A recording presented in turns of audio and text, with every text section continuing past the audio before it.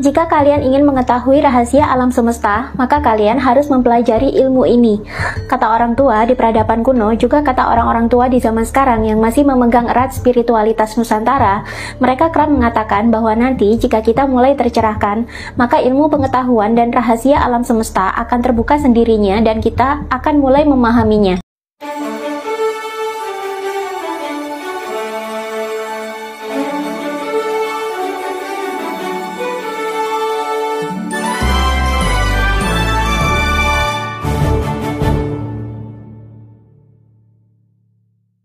Dulu, karena keterbatasan ilmu pengetahuan dan dokumentasi serta keterbatasan ilmuwan yang melakukan riset, maka rahasia alam semesta itu dianggap sebagai kegaiban. Namun, seiring dengan berjalannya waktu dan seiring dengan semakin bebasnya masyarakat terhadap ilmu pengetahuan, lama-lama apa yang dulu dianggap rahasia semesta perlahan-lahan mulai dipecahkan oleh para ilmuwan melalui sains. Sebenarnya, kalau boleh jujur, sains yang kita pelajari sekarang ini semuanya dulu berawal dari spiritualitas. Semuanya berawal dari pertanyaan-pertanyaan tentang bagaimana semesta ini bekerja, dari mana kita berasal, kemana nanti kita pergi setelah meninggal, dan apa sih tujuan hidup kita sebenarnya di semesta ini. Pada abad Renaissance, ketika benua Eropa sudah mulai terbebas dari belenggu politik agama, ilmuwan-ilmuwan bermunculan dan berlomba-lomba membuka rahasia-rahasia semesta yang sebenarnya tak jauh-jauh dari menjabarkan bagaimana benda-benda fisik di alam semesta ini bekerja. Ini adalah abad ketika tarekat kebatinan atau secret society banyak menjamur di Eropa karena sudah terlepas dari belenggu gereja. Sehingga saat itu banyak lahir pemikir-pemikir bebas. Dan akhirnya filsuf serta ilmuwan pun bermunculan dan ilmu pengetahuan pun banyak terbuka lebar.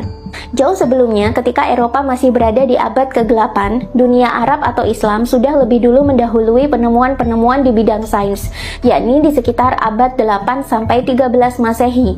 Ini adalah era di mana peradaban Islam dibanjiri oleh begitu banyak filsuf, ilmuwan, insinyur, dan seniman yang akhirnya melahirkan ilmu-ilmu baru. Ini adalah zaman kebebasan di mana manusia bebas berpikir, sehingga rahasia alam pun bisa diterjemahkan menjadi sains yang bisa dipelajari oleh siapa saja.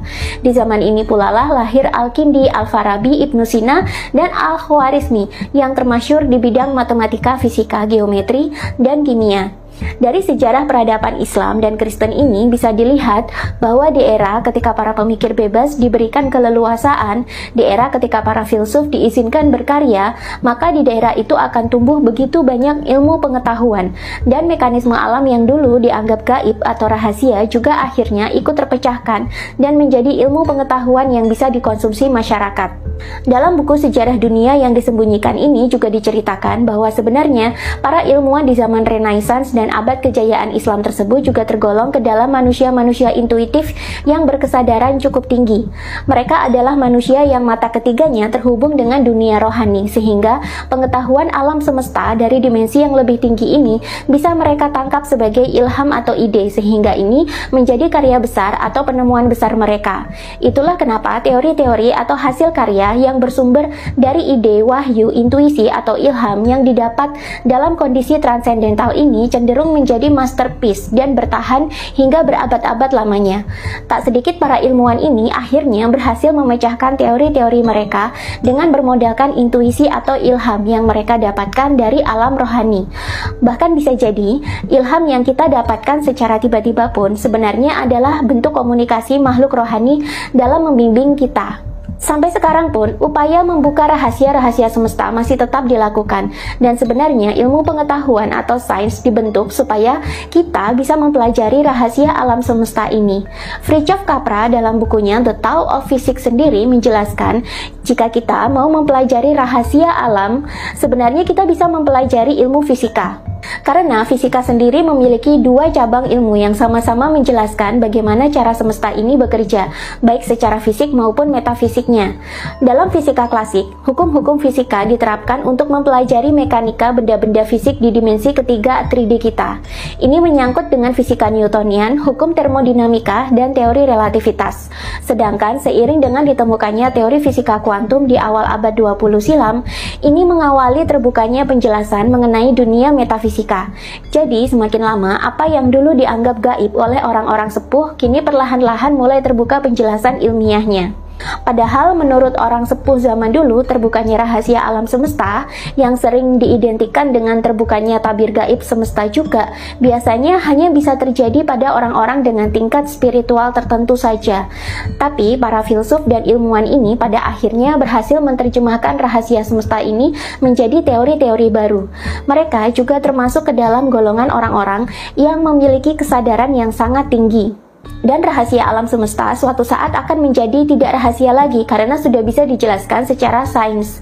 Sebenarnya, fisika adalah cabang ilmu sains yang benar-benar mempelajari semua mekanisme semesta, baik mekanisme fisik maupun metafisiknya. Benda-benda fisik dipelajari dalam fisika klasik, namun dimensi metafisika mulai dipelajari dalam fisika kuantum. Dan sebenarnya, fisika adalah ilmu pengetahuan yang lahir dari spiritualitas. Fisika sebenarnya berakar dari periode pertama filsafat Yunani yang lahir di abad 6 sebelum Masehi. Ini adalah masa di mana sains, agama, budaya, dan filsafat tidak terpisahkan. Orang-orang bijak di zaman ini tidak mengurusi agama yang harus dipisahkan dari sains. Mereka memiliki tujuan ingin memajukan pengetahuan. Mereka hanya ingin menemukan hakikat dasar atau realita nyata benda-benda yang biasa mereka sebut sebagai fisis, yang menjadi akar dari kata fisika. Karena itu di zaman ini, agama, ilmu pengetahuan, dan filsafat hidup berdampingan. Di zaman ini, setiap eksistensi dianggap sebagai manifestasi fisis yang diberkahi dengan kehidupan dan spiritualitas. Pandangan ini tak jauh berbeda dengan mistisisme timur. Namun ketika fisika klasik berkembang, hubungan sains dengan spiritualitas mulai merenggang. Kini setelah fisika modern atau fisika kuantum mulai ditemukan, maka penemuan-penemuan fisika terbaru pun semakin membuktikan bahwa dunia metafisika semesta semakin mirip dengan ajaran filsafat dan mistisisme timur yang sudah lebih dulu menggambarkan rahasia semesta, walau hanya sebatas gagasan-gagasan filosofis. Hanya saja dulu rahasia semesta ini hanya dipelajari oleh orang-orang tertentu dengan kondisi kesadaran spiritual yang cukup tinggi. Konsep-konsep fisika modern atau fisika kuantum ternyata seringkali sejajar dengan gagasan-gagasan dalam sistem filsafat ketimuran, entah itu filsafat Cina, India, bahkan Nusantara sekalipun. Bahkan beberapa ilmuwan fisika kuantum pun mengakuinya. J.R. Oppenheimer, bapak atom dunia sendiri, pernah mengatakan, gagasan-gagasan umum tentang pemahaman manusia yang diilustrasikan melalui penemuan-penemuan dalam fisika atomik pada dasarnya sama sekali tidak asing ataupun baru. Gagasan-gagasan ini sudah lama mendapatkan tempat yang lebih penting dan mendasar dalam tradisi Hindu dan Buddhisme. Apa yang kita temukan sekarang adalah contoh, dorongan, dan penyempurnaan atas kebijaksanaan lama. Niels Bohr, seorang fisikawan kuantum, juga berkata, untuk mendapati kesejajaran dengan teori atomik, kita mesti beralih pada suatu persoalan epistemologis yang pernah dihadapi para pemikir seperti Buddha dan Lao Tzu ketika berupaya menyelaraskan posisi manusia sebagai penonton dan pemeran dalam drama besar eksistensi. Werner Heisenberg juga berkata, kontribusi ilmiah signifikan dalam bidang fisika teoritik mungkin merupakan indikasi adanya hubungan tertentu antara gagasan filosofis tradisi timur jauh dengan substansi filosofis teori kuantum. Dengan ditemukannya cabang ilmu fisika modern atau fisika kuantum, memang akhirnya akan banyak bisa menjelaskan metafisika alam semesta dan membantu manusia memahami bagian-bagian semesta yang dulu dikatakan gaib. Jadi, filosofis dan nilai-nilai spiritual kuno yang dilestarikan oleh peradaban timur seperti Nusantara, Cina, India, dan lain-lain, kini akan semakin bisa dijelaskan secara ilmiah dan semakin selaras dengan teori-teori dalam fisika kuantum.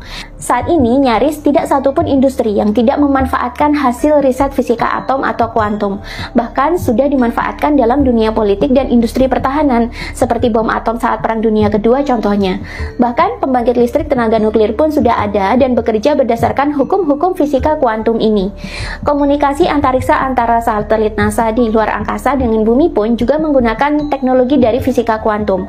Padahal ini adalah cabang ilmu fisika yang terkesan gaib, menjelaskan realita metafisika kita dan sangat berkaitan dengan filosofi-filosofi timur yang lebih dulu memahami realita kuantum ini, walaupun orang bijak zaman dulu tidak menuliskannya dalam teori sains.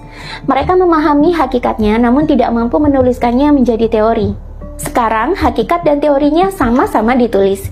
Jadi ke depan akan semakin banyak rahasia semesta yang dulu dianggap gaib, kini mulai bisa dijelaskan secara sains, dan ini berkontribusi dalam mengembangkan kesadaran kolektif manusia di bumi, sehingga kesadaran kita juga ikut naik menuju ke dimensi yang lebih tinggi, dari 3D ke 5D.